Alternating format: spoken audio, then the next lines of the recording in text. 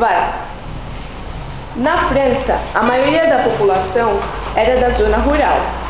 Os gastos com a manutenção do Estado eram muito altos e, por causa dos problemas climáticos, havia muita perda nas colheitas, o que tornava os alimentos cada vez menos e mais caros. As coisas não iam bem e havia muitos movimentos de revolta. O rei Luís XVI nomeava novos ministros, que eram substituídos quando sugeriam mudanças na cobrança de impostos. O clero e a nobreza, que eram os ricos, não pagavam impostos e eram protegidos. O iluminismo passou a ser a ideologia: liberdade, igualdade e fraternidade. Primeiro estado. O clero, 1% da população, exercia grande influência sobre o Estado e o povo, pois era um intermediário entre o homem e Deus. A igreja tinha muitas terras e riquezas. Segundo estado, a nobreza, 2% da população. Os nobres eram muito poderosos, sustentados pelo rei com muito luxo, enquanto a maioria da população, que pagava os impostos, era muito pobre.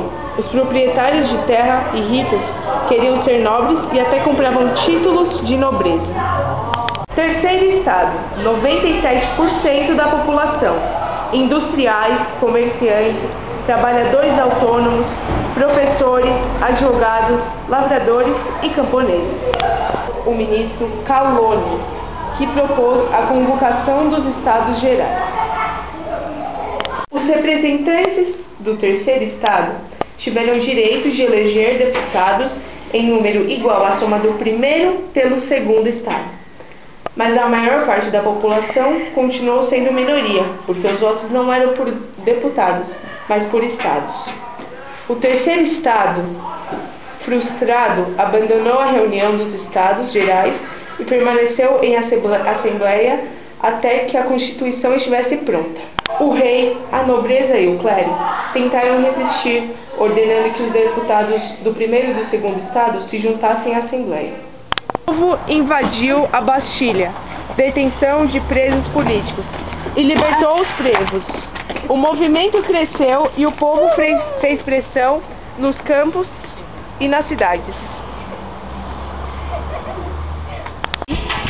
Depois da instituição da monarquia constitucional, o rei não podia mais criar leis nem ter direitos hereditários.